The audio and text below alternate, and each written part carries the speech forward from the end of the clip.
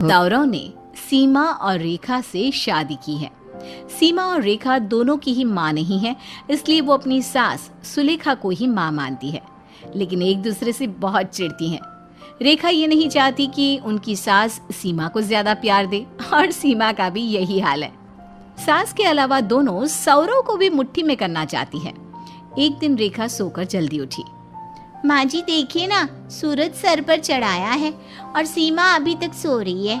अरे कोई बात नहीं, जब उठ कर आएगी तो मैं समझा दूंगी कि कल से जल्दी उठ जाए। अरे माँ जी, आप कितने सालों से समझा रही हो, लेकिन उसके दिमाग में कोई बात नहीं बैठती। एक नंबर की आलसी है। बहू, किसी के बारे में ऐसा नहीं बोलते, गलत बात होती है। माँ जी, आप तो उससे कुछ भी नहीं बोलती, आप उसे ही ज्यादा प्यार करती हैं, मुझसे नहीं करती प्यार। अरे बहू, मैं तो दोनों से ही प्यार करती हूँ। अब बोल तो रही हूँ ना कि बात करूंगी उससे जाकर, और कैसे बोलूं? सौरव को ऑफिस जाने में देर हो रही है, जल्दी से नाश्ता बना दे। रेखा नाश्ता बनाने चली जाती है। इतने में सीमा अपने कमरे से बाहर निकल कर आती है तो सुलेखा उसे देखते ही कहती है, क्या बहू, हो गई तेरी सुबह? माँ जी, मुझे बुखार आ रहा है, इसलिए उठने में लेट हो गई। अरे तो तूने मुझे पहले क्यों नहीं बताया? चल मेरे साथ चल, मैं तुझे डॉक्टर के पास ले जाती हूँ। सुलेखा सीमा को डॉक्टर के पास ले जाती है और उसका बहुत ध्यान रखती है। लेकिन रेखा को ये कहाँ बर्दाश्त था कि उसकी सास सीमा को ज्यादा प्यार करे, इसलिए वो अपने पति से कहती है, सुनिए जी, माँ ना आजकल उस सीमा पर बहुत ज्यादा ध्यान दे रही है और मुझसे तो बात करने का भी समय उनके पास नहीं है। अरे तो क्या हुआ? उस बेचारी की तबीयत ठीक नहीं है ना? याद करो, 2 महीने पहले जब तुम्हें जॉन्डिस हुआ था तो माँ ने तुम्हारी कितनी देखभाल की थी। और सीमा को तो हल्का सा बुखार है, वो 1-2 दिन में ठीक हो जाएगी। आप तो रहने ही दो, आप दोनों ना सीमा से ही ज्यादा प्यार करते हो, मेरी तो कोई कदर ही नहीं है इस घर में। सौरव रेखा को बहुत समझाता है। कुछ दिन बाद सीमा ठीक हो जाती है और घर का काम संभालने लगती है। एक दिन सीमा जब खाना बना रही होती है तब उसकी सास उसके पास आती है। बहू, बन गया खाना? हाँ माँ जी, बस बन ही गया।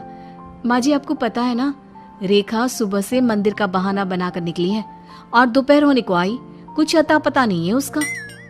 गलत बात सीमा बहू, उसे कहीं जाने के लिए बहाना बनाने की क्या जरूरत? मैं उसे या तुम्हें कहीं भी जाने से नहीं रोकती। वो मंदिर ही गई है, आ जाएगी अभी। माँ जी, मेरा वो मतलब नहीं था, मैं बस ये चाहती हूँ कि वो आए तो आप उससे बोले कि कहीं जाए तो जल्दी आने की कोशिश करे। अच्छा बाबा, अच्छा, मैं समझा दूंगी उसे। बस अब जल्दी से अपना काम खत्म कर ले। ये बोलकर सुलेखा वहाँ से चली जाती है।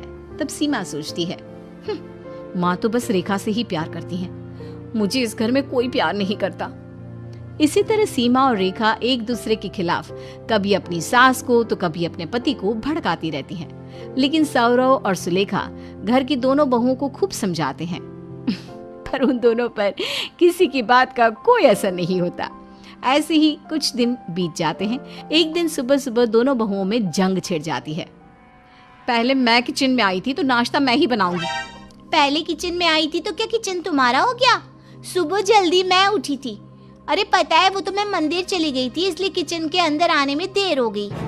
ज्यादा सती सावित्री बनने का ना नाटक मत करो। मुझे पता है तुम मंदिर के बहाने कहाँ घूमने जाती हो ताकि घर का काम ना करना पड़े।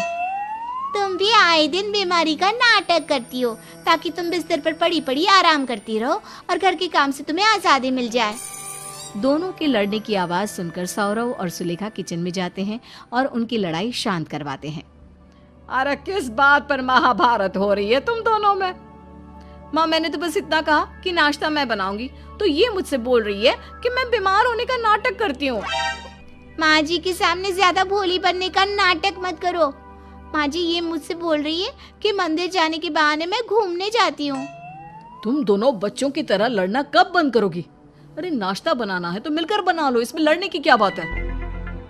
मैं भी तो कब से यही बोल रही हूँ, 10 बार समझाया है दोनों को कि सौतन बन के नहीं, बहने बन के रहा करो। चलो रेखा, तुम चाय बनाओ सबके लिए, और सीमा तुम नाश्ता तैयार करो।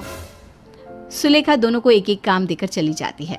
सौरव अपनी माँ से कहता है, माँ, मुझे लगता है कि 2-2 शादियां करके मैंने गलती की। इन दोनों की लड़ाई तो दिन पे दिन बढ़ती जा रही है। बेटा दोनों की माँ नहीं है ना, इसलिए ये दोनों मुझे माँ की तरह प्यार करती हैं और मुझसे भी ऐसा ही चाहती है कि मैं इन दोनों को अपनी बेटी समझूं। माँ, आप समझती तो हो ही ना अपनी बेटी, बल्कि आप तो मुझसे ज्यादा इन दोनों को प्यार करती हो। सुलेखा सौरव के सर पर हाथ मारते हुए कहती है, बस कर, अब तू मत शुरू हो जा। मैं तुम तीनों को ही बराबर प्यार करती हूँ। एक दिन सुलेखा सौरव की बर्थडे पार्टी में बहुत सारे मेहमानों को बुलाती है और अपनी बहुओं से कहती है, सीमा, रेखा, आज घर पर बहुत सारे मेहमान आएंगे। मैं नहीं चाहती कि तुम दोनों सौरव की बर्थडे पार्टी में मेहमानों के सामने झगड़ा करो। लेकिन सीमा और रेखा अपनी हरकतों से बाज आ जाए ऐसा तो हो ही नहीं सकता। सास के लाख समझाने के बाद भी दोनों ने मेहमानों के सामने बहुत झगड़ा किया। दोनों ने अपनी सास और पति की इज्जत का बिल्कुल भी ख्याल नहीं किया। इस बात से परेशान होकर सुलेखा ने दोनों से कहा, तुम दोनों को कितना समझाया था मैंने, लेकिन तुम दोनों ने मेरी एक बात नहीं सुनी। अब मैं तुम दोनों को इस घर में नहीं रख सकती। माँ जी, मुझे घर से मत निकालिए, मैं आज के बाद आपकी सारी बात मानूंगी। हाँ माँ जी, सीमा ठीक कह रही है। अब तुम दोनों के आंसुओं का मुझ पर कोई असर नहीं होने वाला। अब से तुम दोनों अलग अलग घर में रहोगी। 3 दिन सौरव रेखा के साथ रहेगा और 3 दिन सीमा के साथ। एक दिन तुम सब मेरे साथ रहोगे। नहीं माँ, मैं इन दोनों के साथ नहीं रह सकता, मैं आपके साथ रहूंगा। बेटा, तुम्हें इन दोनों के साथ ही रहना होगा। माँ जी, मेरी माँ नहीं है, मैंने हमेशा आपको ही माँ माना है, मुझे अपने आप से अलग मत कीजिए। माँ जी, मैंने भी हमेशा अपनी माँ की तरह आपकी पूजा की है, हमें माफ कर दीजिए। अगर तुम दूसरे लोगों के सामने इस तरह ना लड़ती तो मैं कभी तुम्हें अलग अलग नहीं रहने देती। मेरी जगह तुम्हारी माँ होती तो वो भी ऐसा ही करती। इस तरह सुलेखा ने लड़ाई से बचने के लिए अपनी बहुओं को अलग अलग घर दे दिया। दोनों बहुओं का उस घर में मन नहीं लगता था, क्योंकि उन्हें अपनी माँ समान सास की याद बहुत सताती थी।